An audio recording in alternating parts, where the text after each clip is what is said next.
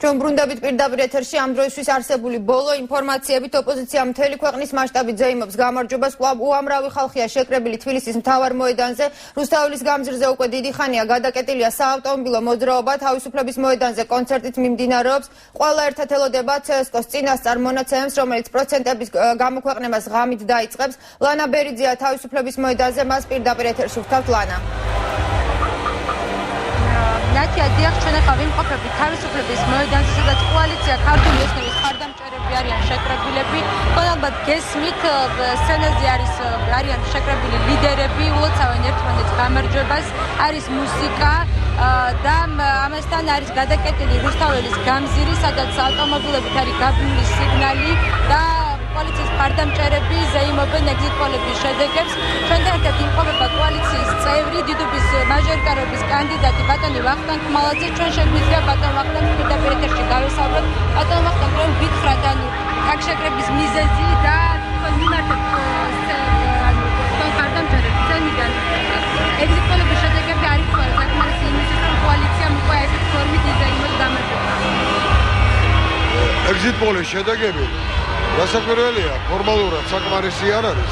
ეს ყველაფერი უნდა განმტკიცდეს ოფიციალური დოკუმენტებით, შემაჯამებელი ოქმებით და მე მინდა უთხრა ყველას, რომ აი აქ მრავალი თბილისელი ზეიმობს გამარჯვებას და გაცილებით მეტი ამ წუთებში დგას საარჩევნო უბნებთან, რათა ვერავინ გაბედოს მათთვის საკუთარი არჩევანის წართმევა.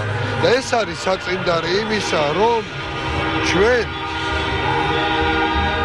საქართველოს მოქალაქეებს ჩვენს არჩევას ვერავინ წაგვართმევს და მე ცხადია ვერ ვიტყვი ზუსტად როგორი იქნება ოფიციალური შედეგი, მაგრამ შემიძლია საკმაოდ დარწმუნებით ვთქვა, რომ ის დიდად არ იქნება განსხვავებული ეგზიტ პოლის შედეგებისაგან. და კონკრეტულად რომელ ეგზიტ პოლს გულისხმობთ, იმიტომ რომ რამდენიმე ეგზიტ პოლს მე გულისხმობ იმ ეგზიტ პოლს, რომელშიც იყო დიდი განსხვავება ჩვენსა და ნაციონალური მოძრაობის მიერ მიღებულ ხმებს შორის.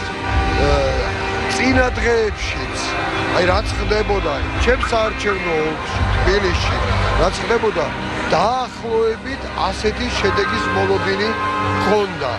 ეს დაადასტურა სწორედ აი ამ ეგზიტ პოლმა.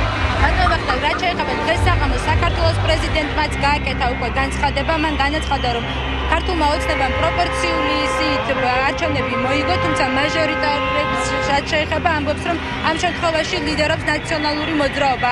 რა სიტყვით თქვენ, რამდენად რეალურია, როდესაც პროპორციულით იგებს ერთი პარტია და მეორე მაჟორიტარობით მეორე პარტია?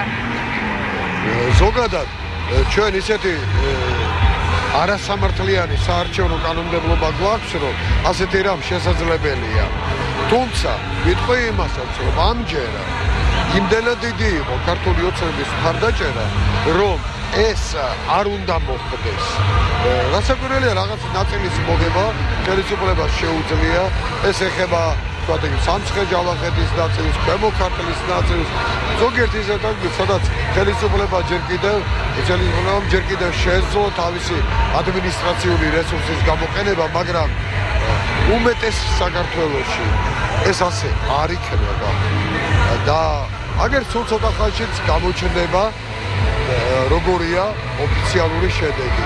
მე დარწმუნებული ვარ, რომ ხელისუფლება უკვე ვეღარ შეძლებს ვერანაირ ისეთ მასობრივ დაყალბებას და ბოლოს და ბოლოს ჩვენ მივიღებთ იმ შედეგს, როგორიც არის საქართველოს მოქალაქეთა ნება.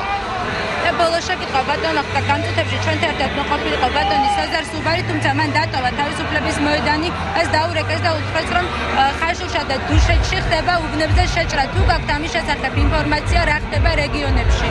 დამატებით ინფორმაცია მე არა მაქვს, მაგრამ რა ინფორმაციაც მქონდა, იქ მართლაც იყო ასეთი ინფორმაცია დადასტურდება თუ არა, მე არ ვიცი, რომ ცალკეულ უბნებში მოხდა შერწყმა, ასეთი შეჭრები, მაგრამ იმდენად დიდია თლიანობაში და ყველა სხვაობაში ჩვენი მხარდაჭერის ხარისხი, რომ ცალკეულ უბნებში შეჭრა და მეტის შესაძლებლობა დღევანდელ ხელისუფლებას ნამდვილად არ აქვს საბოლოო შედეგზე გავლენას ვერ მოახდენს. ზოგადად ჩვენი სტუმარი იყო ბატონი ვახტანგ ხმალაძე, კოალიცია ქართული ოცნების დიდუბის მაჟორიტარობის კანდიდატი. რათა ამ წუთებში კოალიციის მხარდამჭერები აგრძელებენ თავისუფლების მოედანზე ზეიმს, რუსთაველის გამზირზე მოძრაობა გადაკეტილია. ასევე შემიძლია გითხრათ, რომ ხალხში შეკრებილი ხალხი აპირებს, რომ 3 საათზე ცესკოს მიერ გამოცხადებულ ოფიციალურ შედეგებს დაელოდოს, თუმცა რამდენად მოხერხდება ეს არ ვიცი, იმიტომ თქვენ უკვე ხედავთ, რომ ხალხი ნელ-ნელად ხელდება. მე რამდენადაც ვიცი, ჩვენ გვაქვს შესაძლებლობა კადრში ვნახოთ რა ხდება რუსთაველის გამზირზე ამ წუთებში. თუ არის შესაძლებელი ამ კადრების ნახვა, რა ხდება რუსთაველის გამზირზე, სადაც ფაქტობრივად გადაკეტილია რესპუბლიკის მოედნიდან თავისუფლების მოედნამდე, არის ხმის გამაძლიერებლები, ისმის გრაბული საყვირის ხმა.